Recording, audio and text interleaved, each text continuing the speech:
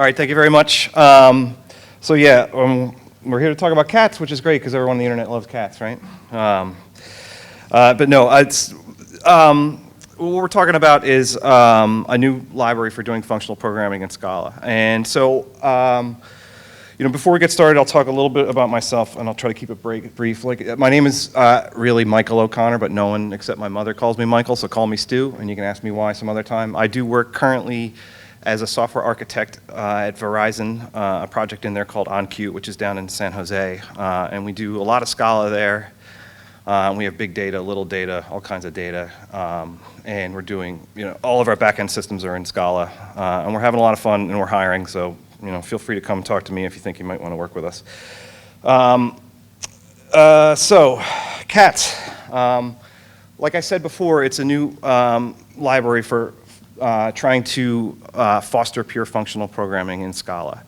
I'm really excited because this conference, for me, it's great because we've seen, like we said, at least 3 or 4 different slide decks. I've seen people talking about natural transformations. It seems like people are dropping the monad word like it ain't no thing anymore.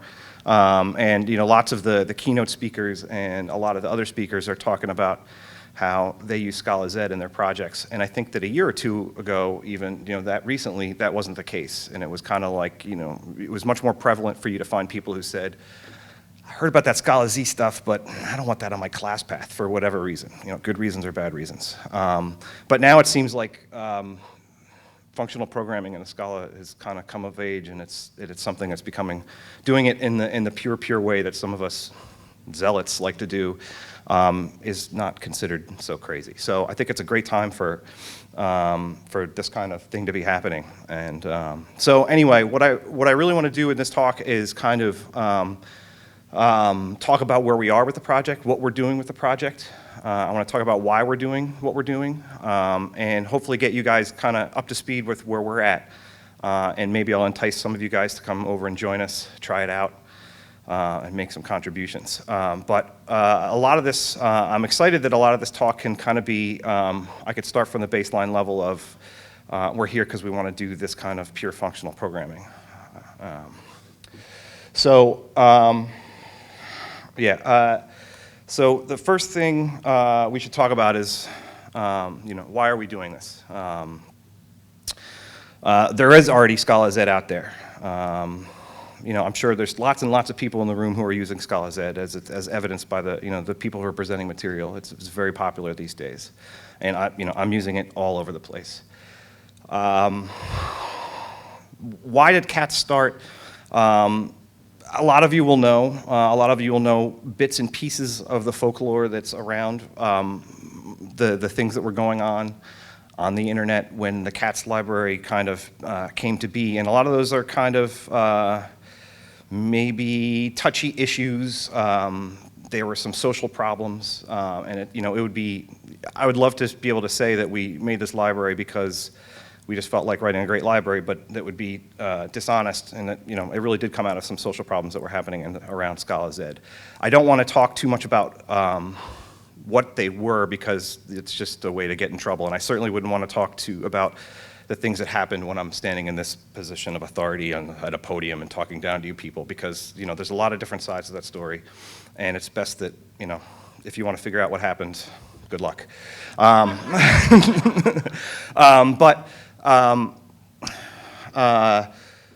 came out of that is that we decided, a few of us knew that from what was happening, it was time to maybe try to start again and do a new functional library for Scala that would sit kind of in the same area as Scala Z, but we really wanted to focus on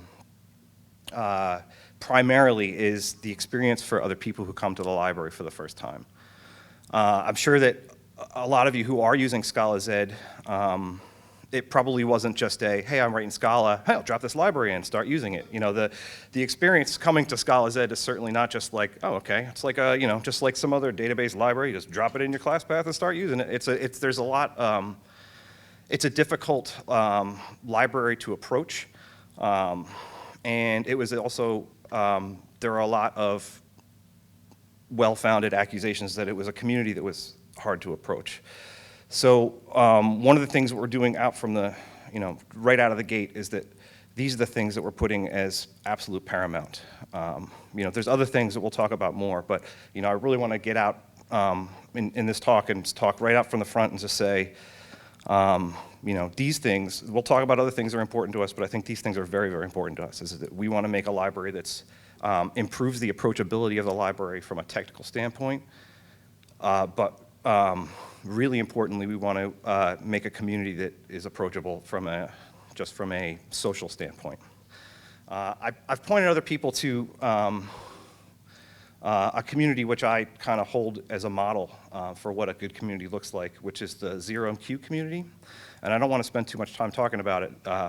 ZeroMQ is a fantastic networking library. It's a library that abstracts away how we connect different things together over a network. Fantastic library, really a pleasure to use. If you were to talk to the founder of that library, the guy who started the project, and you said, what is ZeroMQ? It would be a long time before he got to, oh, it's a network library. The way he would describe ZeroMQ is, it's a community that supports each other and together builds stuff. And out of that, we got a good networking library. But the core part is that it's a community. And there's some good, I recommend you do some of the reading of the founder, Peter Hitchens, I believe his name is mispronounced. If you read some of the stuff he has to say about community, I think it's a model that I'm trying to push CATS to be more like that as a wholly accepting community. And so part of that, the thing I want to say is, in interacting with the project, with CATS, interacting with people who are involved in the project, if you're ever feel like you had a bad interaction, or if you get an answer from someone you don't like because you think they're being a bad player socially, talk to anyone who is a member of the community, and we'll get it sorted out quickly. Because we don't want things to go as far as they did with Scala Z and how bad the explosion that came out of that. But I don't want to dwell on that too long. So let's talk about what happened, where we are. So in January 2015, just about, I guess, 8 months ago, Eric, who is seated here in the middle, finally was the one who threw up a GitHub repository and said, here it is, a new functional programming library. And a lot of us were kind of waiting for this to happen, and we were all kind of anticipating that something was going to happen. We all kind of knew we wanted to start from scratch and write some new functional programming library, and it was just a matter of Eric was the one who finally threw a huge commit together and said, all right, I started it, here it is.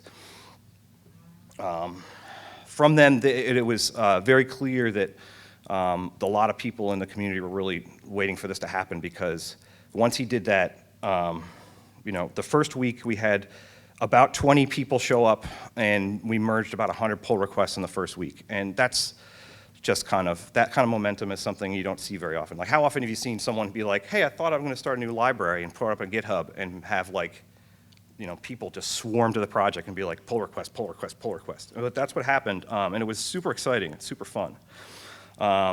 So the goals, I talked about the goals I had about community, and those are up on the slide as well. But there's certainly we have a lot of goals technically for what we want to do with this library, and I think that we're doing a fantastic job of starting to achieve them. And a lot of the reasons we're able to achieve these goals is that we're getting to start from scratch. And how often do you get to do that?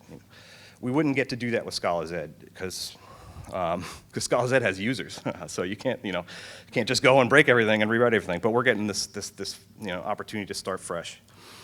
So some of the things that we're trying to do is we're trying to make it a tighter library, a smaller library. We're trying to make it more modular, and some of these things are, a lot of this is trying to aid in its approachability. So we're trying to not to make it where when you go first come and look at the library, you're not blown away by if you go to the core directory of Scala Z and you see 100 files in there of stuff that you don't know what you would do with and stuff like that. So we're trying to cut out a lot of the stuff that we don't think needs to be there, have just the stuff that we say, I can't really work in Scala without having these things.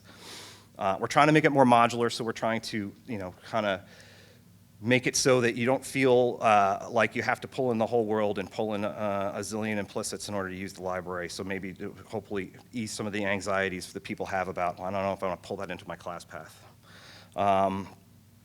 If you're familiar with Eric and some of the other work he's done, you know that he is very good about optimizations and stuff, and he's making sure that we're trying to keep things very, very efficient. But also, go up and look at our GitHub, and if you look at some of the pull requests that we have there, you'll see that he jumps in on a lot of those, but we have a lot of very, very talented people that are looking at every pull request. And every single pull request, you won't see any pull requests that get merged with, or very few to get merged with a single comment. There's a big discussion that goes on. People are really looking at the stuff that's going into the library, and I think that it's the fact that we have such people who care very, very much and are heavily scrutinizing everything that's going in. The stuff that's going in is really solid, and it's really, really nice. You know, one of the things that we focused on a lot, which also plays up to the approachability of the library, is that we're trying to document as much as we can. And documentation was something that, you know, and this is something when we talk to other people about, you know, what was your experience introducing Scala Z into your code base at work or something. And a lot of people, the complaints would be, you know, there's no documentation, or I don't know what this stuff is, or it scares the other people. So, and in Scala Z, I had been working a lot in Scala Z on putting more documentation in, but there's almost a kind of a reluctance for people to accept documentation in Scala Z. There are people at the core of the Scala Z project who are actually anti-documentation.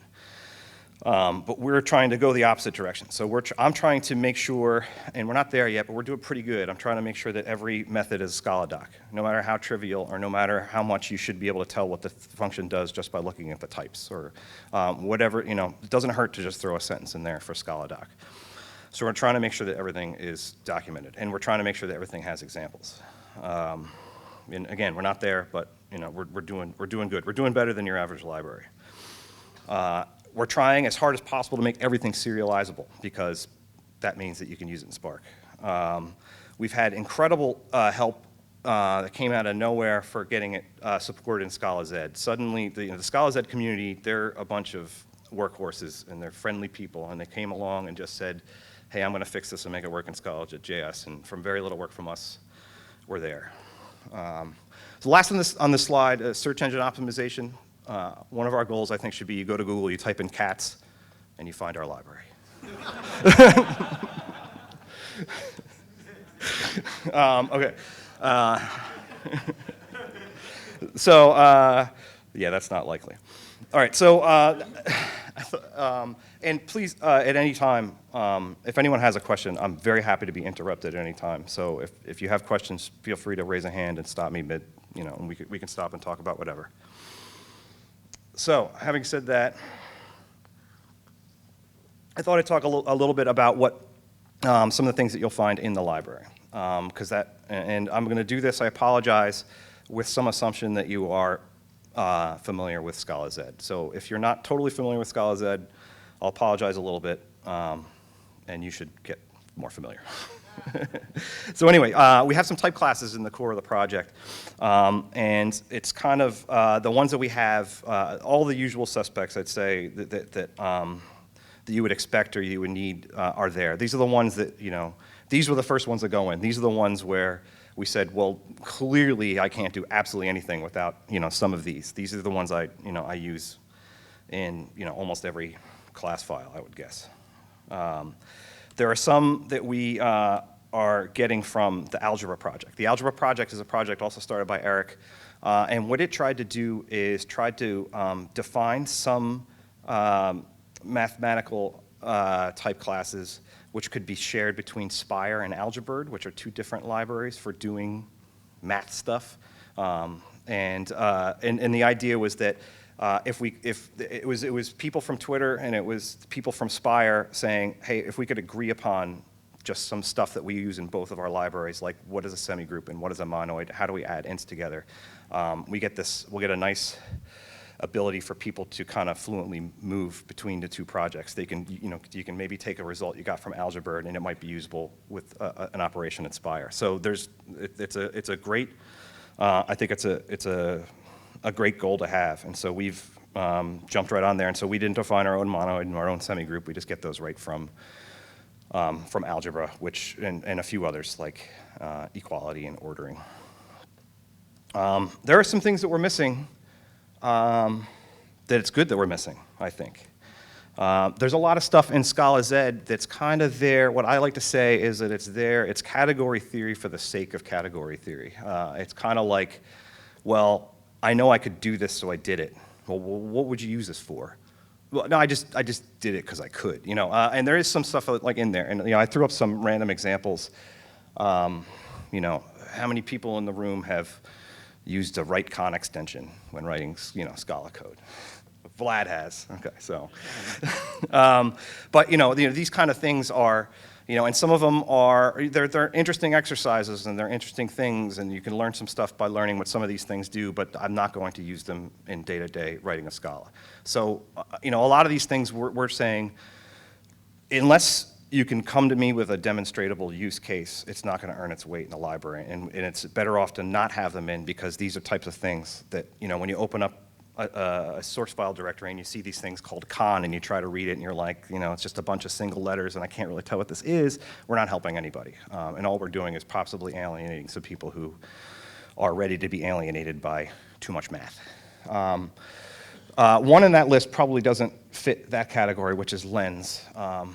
Lens is something that's very, very useful and something that people, you know, a lot of people in this room, I'm sure, have used lenses. The reason it's not here, it's not in CATS, is the same reason why I think you may find it disappear from future Scala Z versions down the road, is that there's a way better lens library called Monocle from Julien Truffaut, and the general good advice out in the street these days is if you're trying to use lenses, that's probably the library you should be looking at. So I think we're kind of, right now we're going to say, let's see if we can down the road get a version of Monocle which will play nicely with CATS, and there's no reason to have our own lenses. So coming from Scala Z, there's a few things, you know, we're taking this opportunity to kind of say maybe some of these, the names of some of the structures we know we're going to bring over from Scala Z or we're going to re-implement from Scala Z. We're at this perfect opportunity, which you don't get to a lot of times, where we've got no users and we got this chance to kind of rethink some of the names. So up here I listed most of the blatant renaming that we've done when we move stuff over from Scala Z. So a lot of people are probably familiar with semigroup and monoid. There were structures or type classes in Scala Z called plus and plus empty, which are just like a monoid, but they're a monoid over higher kinded types, so we decided that we should show how they're related to semigroup and monoid, and stick a K on the end in order to note the fact that they're higher kinded. And because I think a lot of people missed that connection. And similarly, I think the others, you know,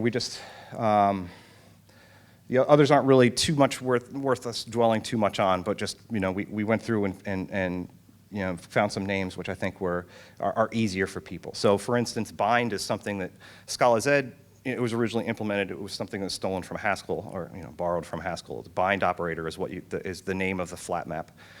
So we just said, why would we call it bind? Why not call it flat map? That's what people know. You know, the ones out at the bottom are you know, these are the type of things that those are like the one on the bottom right, the backward slash forward slash is one that people very quickly end up using at Scala Z. It's a disjunction. It works like an either in the Scholar standard library, but has some differences. Like it has a map and a flat map method that assume that the good value is on the right. And that's a very, very useful class. It's one that you'll find yourself using all the time if you're using Scala Z.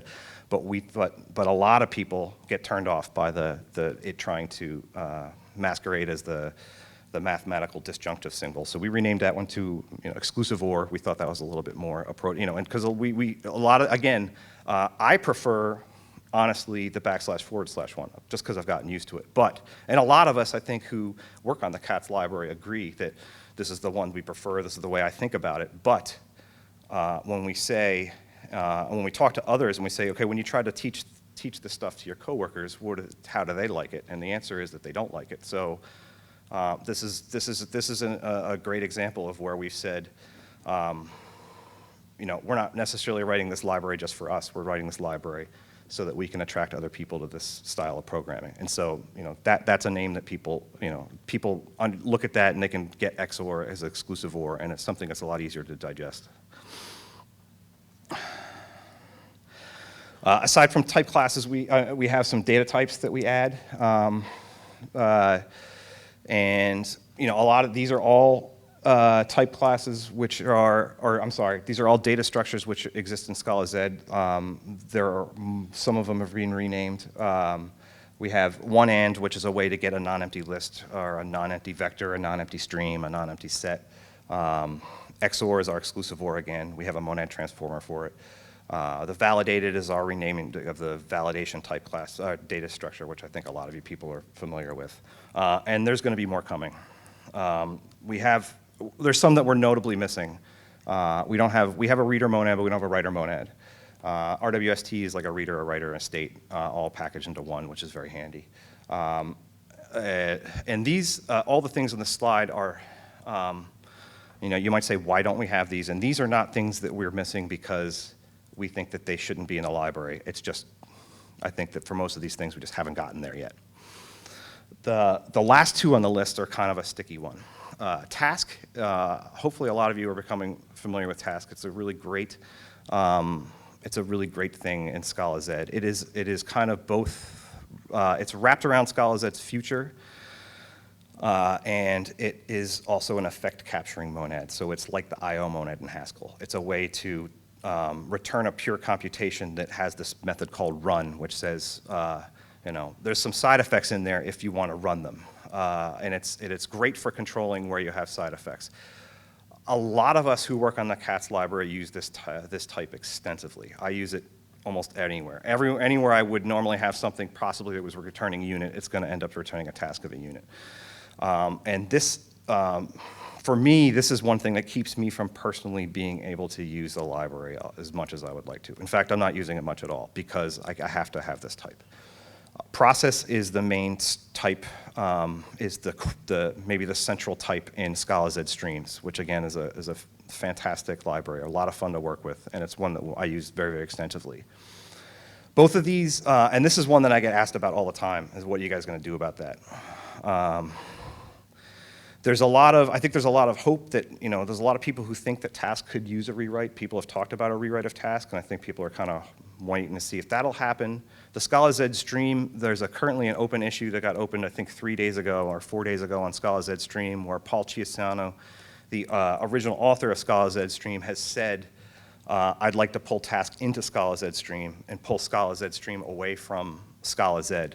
And then the understanding is that then once Scala Z streams no longer has a dependency directly on Scala Z, we can start to build in a Scala Z compatibility and a CATS compatibility. So I think a lot of us are kind of sitting back and waiting to see what will happen with this rewrite and pray that when it's done, we have a working version of Task and a working version of Scala Z stream. Because again, for a lot of us who would want to use this library, these are kind of must-haves because you need effect capturing, and if you're going to do pure functional programming. Pardon me. Okay, so there's other data structures that are in Scala Z, which we're declaring out of scope, and so. A lot of these, some of these, like iList and maybe, iList is a rewrite of list from, it's a replacement for Scala collection immutable list. Maybe is a replacement for option, and these are ones that were added in Scala Z for a couple of reasons. One is that they're invariant because covariance you can make arguments to say that the covariance in those types can be the trigger for some bugs, and also that we removed some. There's some methods on there that are missing from list and option, like you can't call head on an iList because it could be empty and it's a non-total function. You can't call get on a maybe because it might be a none. And these kinds of things, we're trying to make us safer. And these are, and some of the others on the list, the equals greater than is their map. DList is a list that has a constant time append. And just, these other data structures, they're nice to have. They're ones that I wish I had a lot of the time, but we've just decided that they're not really, they're not something that's necessary for cats. And in the idea of keeping the library small, we've said they belong in some other project, and it's just, no one has had the motivation to start that other project yet, but I think we'll see it. I think we'll see it before too long. So I talked a little bit, I mentioned before the modularity. One thing that we're trying to do is we're trying to see how we can split things up, and so you don't necessarily have to have the huge fat jar that Scala Z is. We'll see how we maintain this. I think actually, and this is kind of talks about how fast the project's moving. Since I wrote this slide, I believe the standard module was wrapped into core, right? Yes, so we don't have a separate standard module. But we have, so core and standard are together now. They're the ones that contain, the core types, the type classes you expect, and the data types we talked about. The standard stuff, which is now part of core, is like the implementations of these type classes for the standard library. So stuff like a monad for list or a monoid for option. We have a sub-project of laws where we're doing all where we're doing all the law checking. And the law checking is something that's really important. It's something that gives you a lot of confidence when you're using libraries like this. And so maybe I'll talk a little bit about that.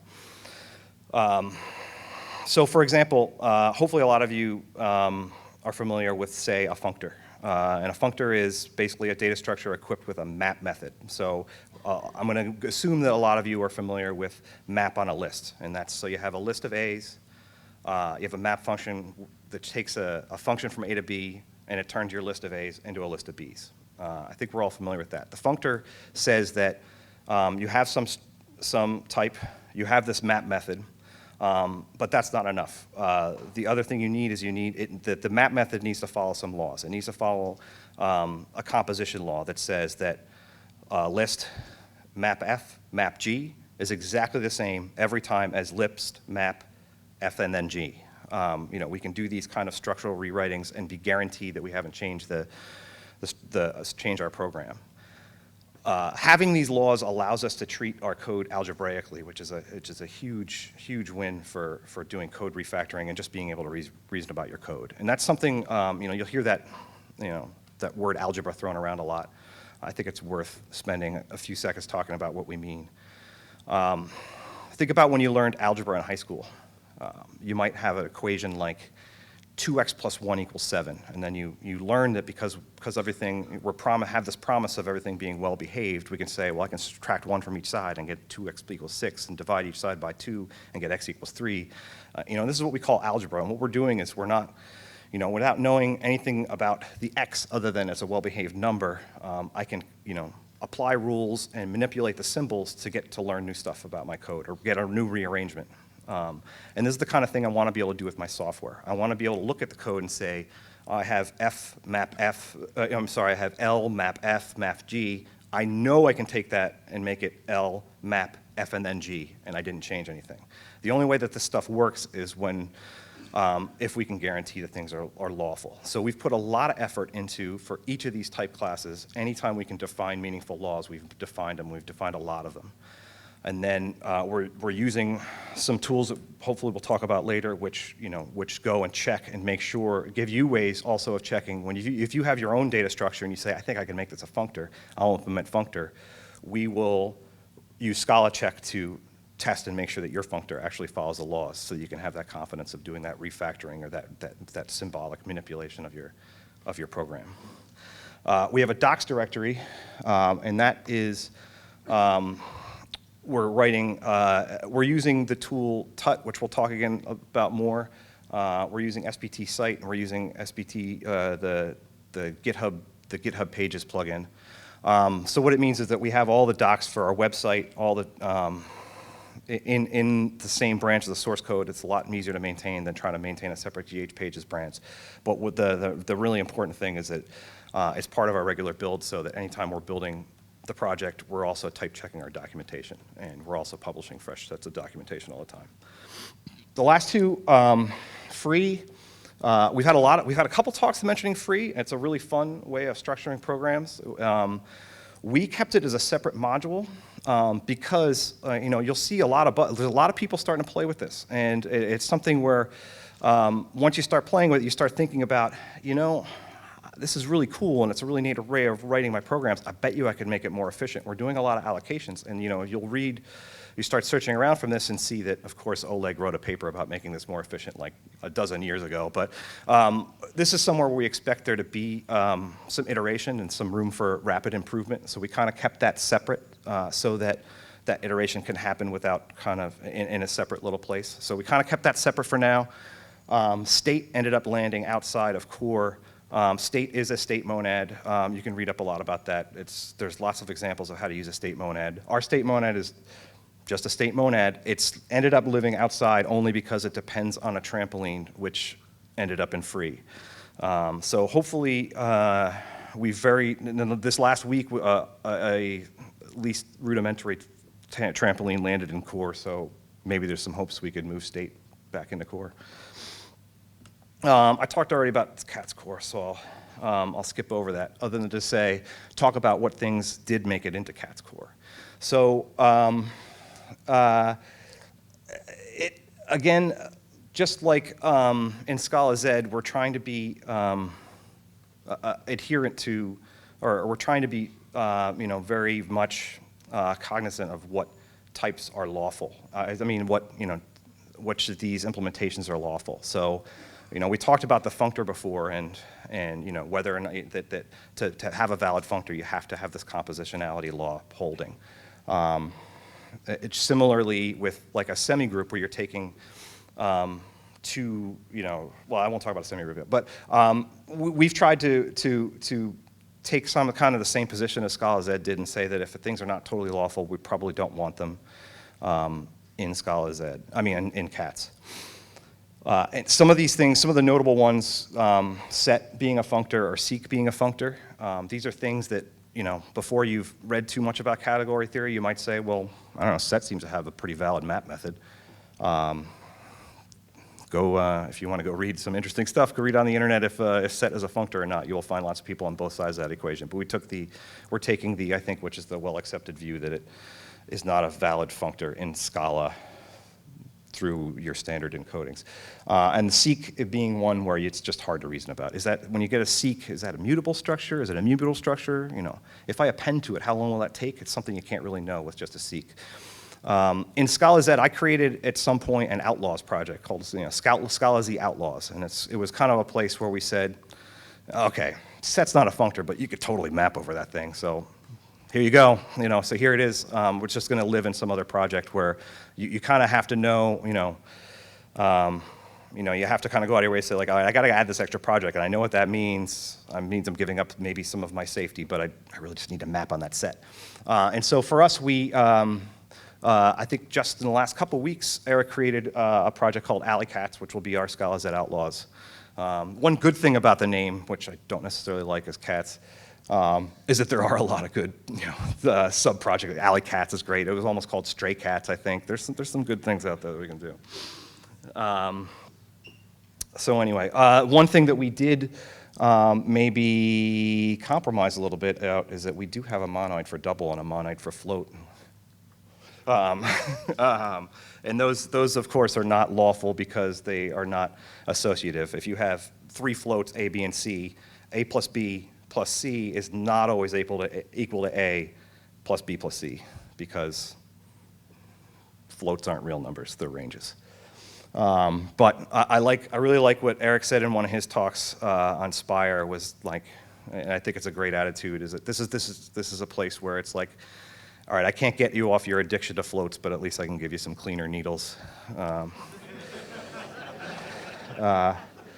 And so, I think this is a good example of somewhere where we have decided that maybe it's okay to relax our standards a little bit, because this is something that these are things that okay, you give up some laws, but you gain a lot. They do earn their keep kind of as things that are useful enough that it's maybe worth breaking the laws a little bit.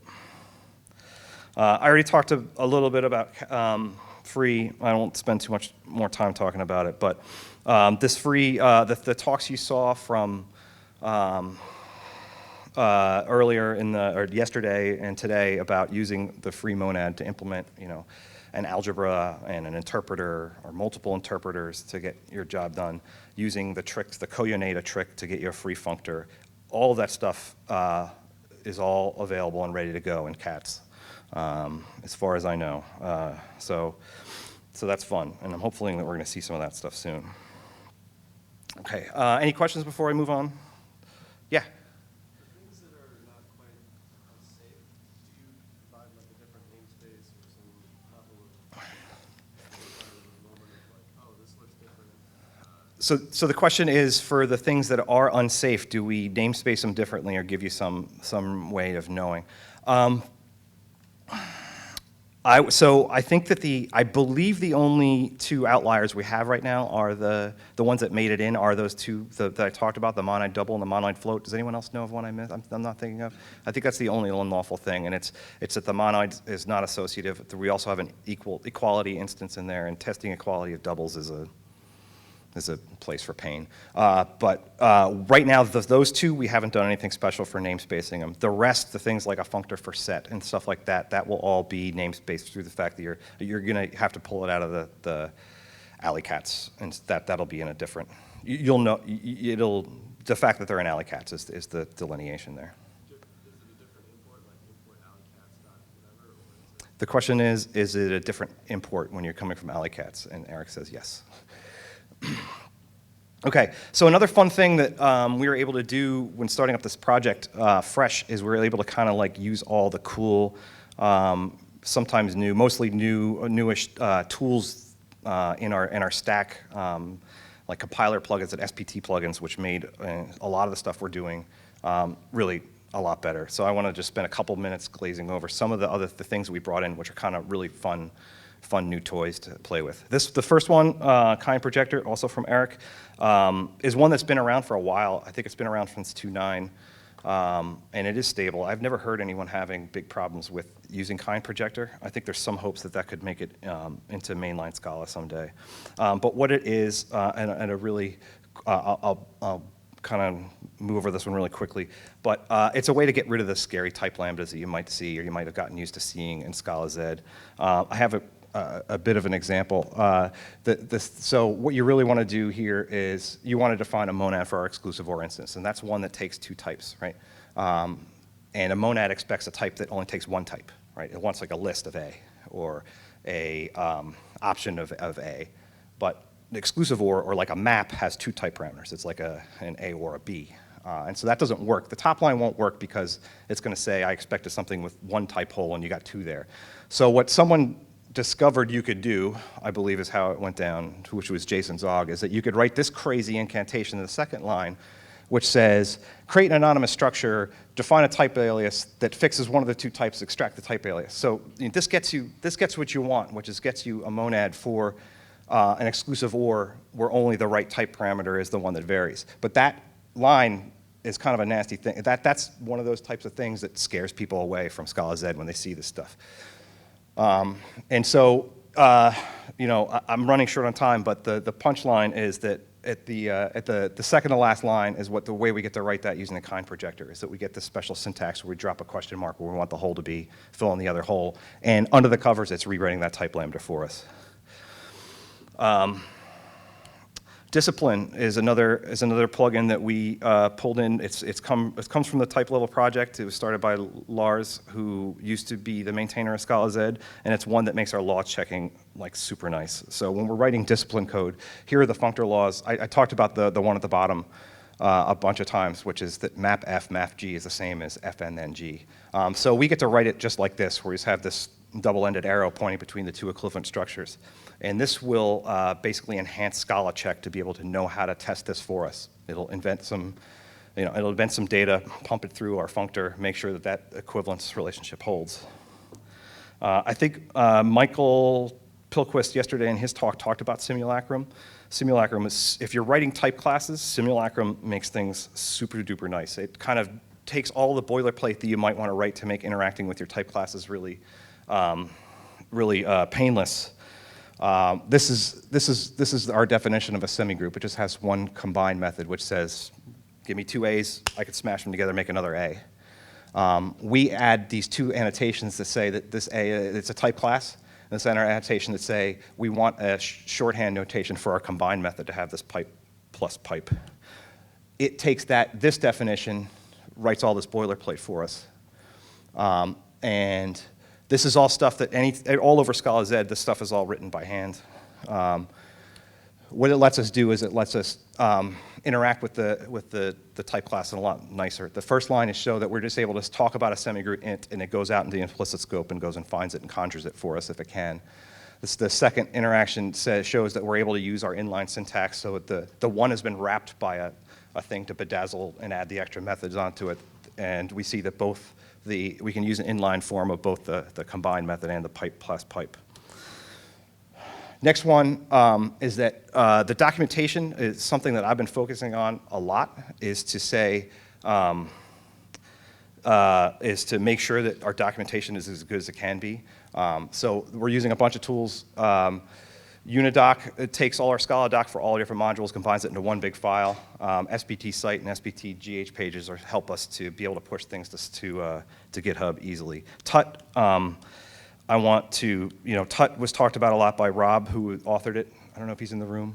Give him a pat on the back. It's a great tool. It lets us write examples like this, which get compiled.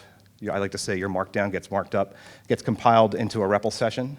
And this is the thing that lets us make sure that our documentation at all times is compilable. So again, when you see examples on our website, you know that you can paste those examples right into your REPL and they're gonna work. Because if they didn't work, it wouldn't type check.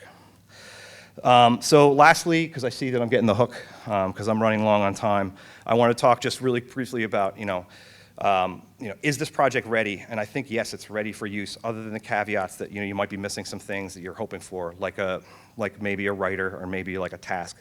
The projects out there using cats right now, there's one that I know of. It's this project, which is Travis's rewrite of Argonaut to move it from Scala Z to cats. But I expect that this is like the fact that someone from Twitter is taking on, and starting to actually really use it is I think we're gonna see the momentum go, and I think we're gonna start to see projects start to pop up like crazy that are starting to use it. Because I really do, if you look at the code base, it's very mature. Like I said, there's tons of scrutiny going into every commit, and I really do think it's ready for prime time, even though there isn't much prime time that's using it.